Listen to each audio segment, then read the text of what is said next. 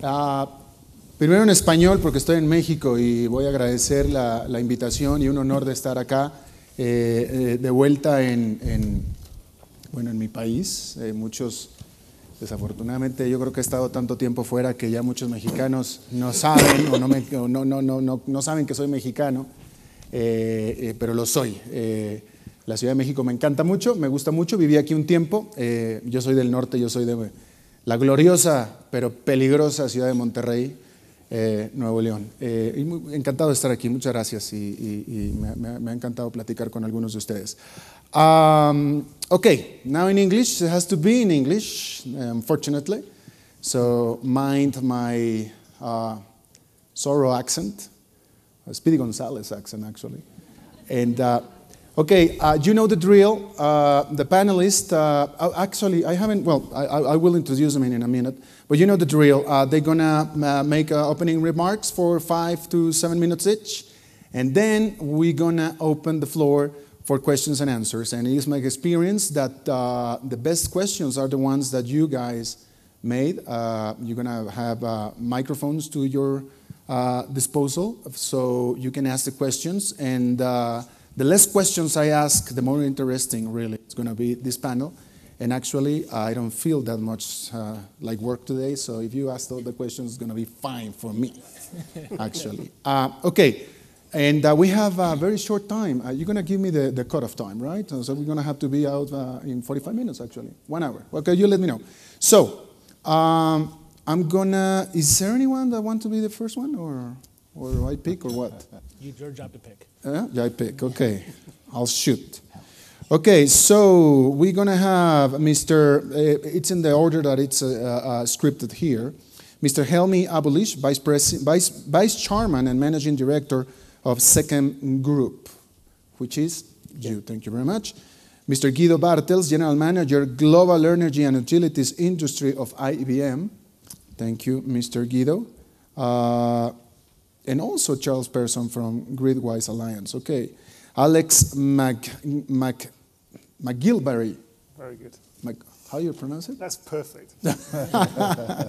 Okay, Senior Fellow Accountability, and Scott Nyquist, Leader Sustainability and Resource Productivity Initiative of McKinsey & Company, and that should be you.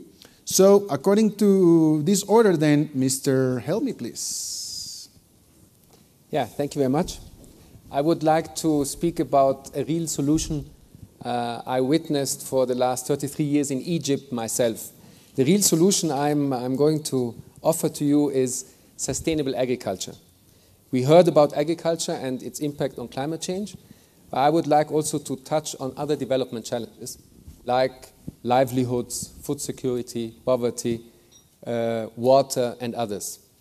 Now, what is my experience on the issue from 1977, when my father established SECAM in Egypt, in the desert, with an impossible target. His target was to prove for the first time in Egypt or Africa or anywhere in the region that organic agriculture is capable of reclaiming desert within a short time and produce healthy food in a competitive way for the local market. He wanted to do it in a fair trade certified way, which was not there 33 years ago. He wanted to prove through innovation and R&D that all this is going to be competitive to conventional agricultural systems.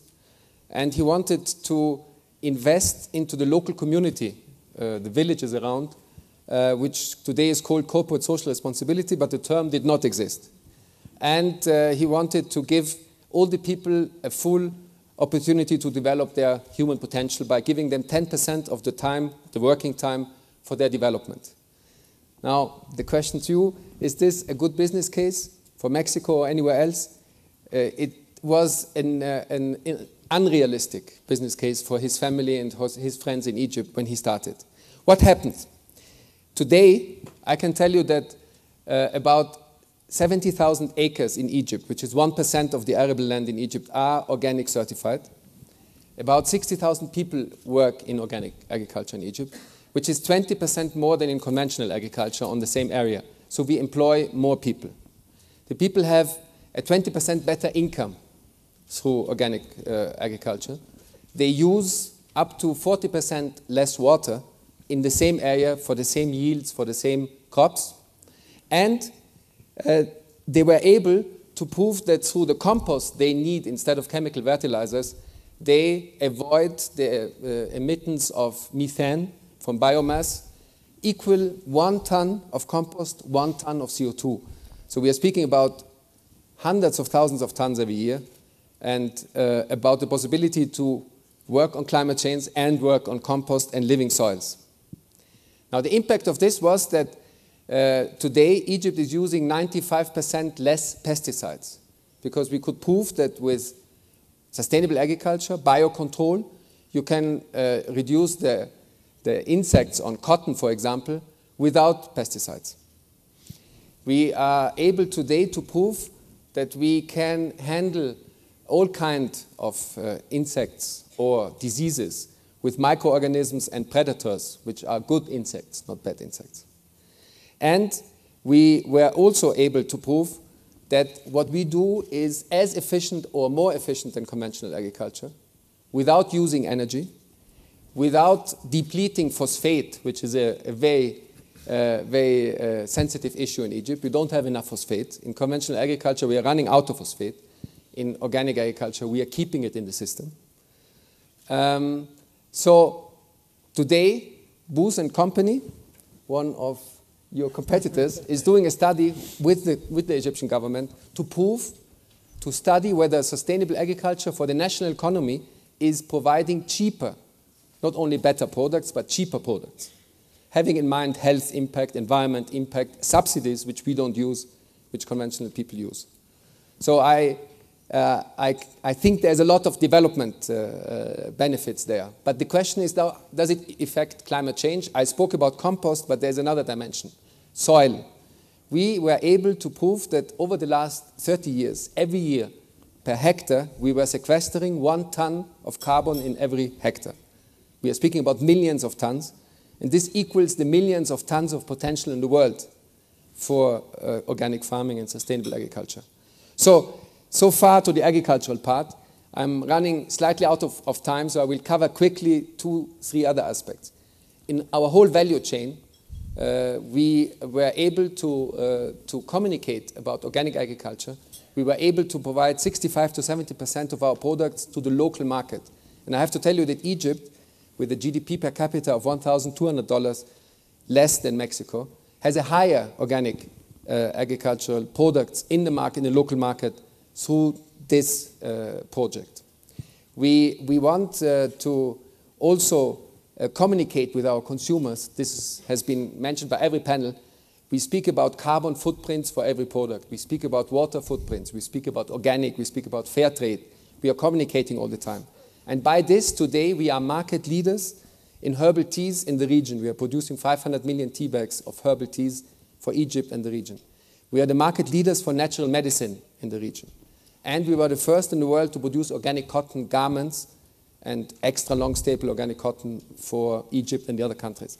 So we are market leaders. We are competitive with what we do through communication to our customers. And our most important stakeholders, of course, are our people. We have about 2,500 people working in the company, other than the farmers. And these 2,500 people are all part of a learning living organization where everyone has targets beyond financial targets on sustainability issues, energy saving, water saving, social, environmental impacts. So working with our people, empowering our people to do the job exactly the same as has been said in panels here is very, very important. And last, not least, what we do for future generations is that through the Second Development Foundation, we established a kindergarten, a school, a vocational training center, recently a university, where thousands of kids and students are educated, and all with a focus on sustainable development.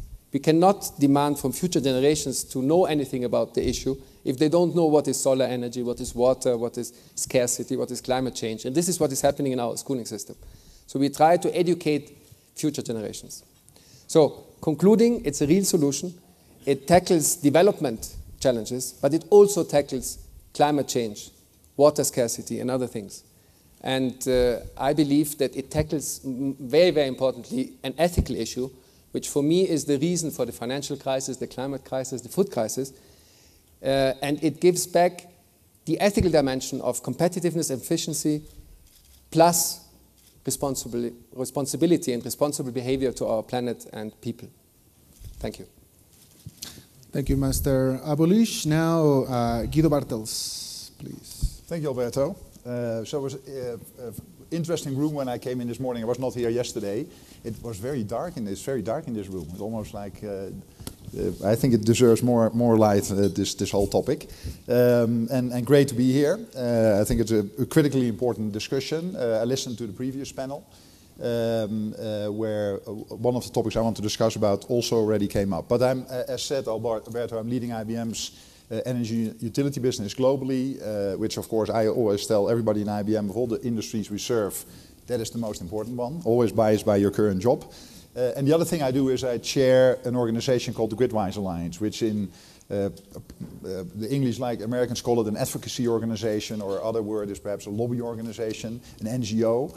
I would like to spend some time on that topic. In IBM, some of you might have been pestered, and I heard some of my panelists talk about it, by some of the commercials in the airports. When we travel through the airports, had the whole notion around the smarter planet. I get kicked by our CEO, and I don't spend at least 1 minute on that topic. But it's a very simple notion. It's basically the notion that we live in a world which is increasingly instrumented, interconnected, and intelligent. What basically means that if you start at the first I, instrumented, today there are about 1 billion transistors for each of us, for every human being on the face of the earth. So you get intelligence in almost every object, not only what we used to recognize as computers. High level of instrumentation, ability to measure and sense situations and conditions, etc. Second, in an increasingly interconnected world, in a world where we have a pervasive internet infrastructure, so not only can we capture data, we can also communicate data in a very increasing manner. And the third one, intelligence. So now we have this ability to capture data about almost everything. We have high performance computing technology, computers, with enormous ability to push through transactions per second. And we have high performance business software analytics. So out of all this data we can make sense.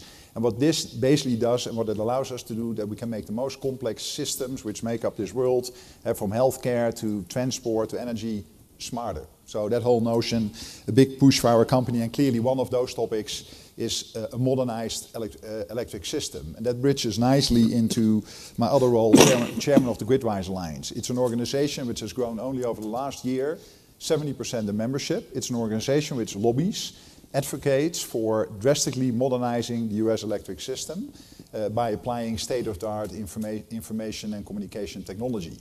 And why do we believe that's such an important topic? And I've heard many people say of their respective topics, it's the enabler, but we also say that of smart grid.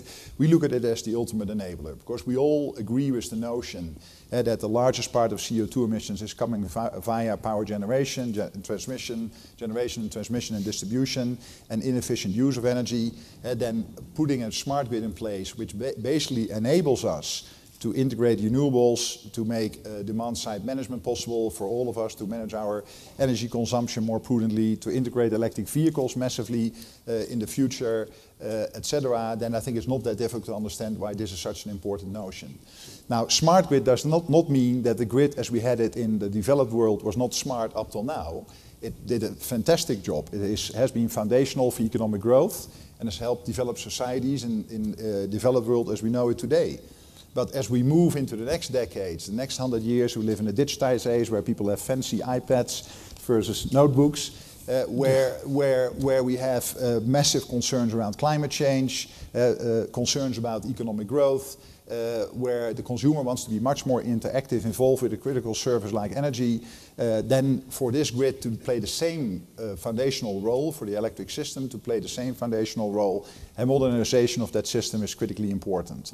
So that's what we advocate for in the Gridwise Alliance. What we also have done, we have helped other countries set up similar organizations, from Australia to Korea, Japan, India, Canada, Ireland, talking with other countries like Brazil, China, South Africa, to all set up organizations where they can bring an ecosystem together behind this notion of a modernized electric system.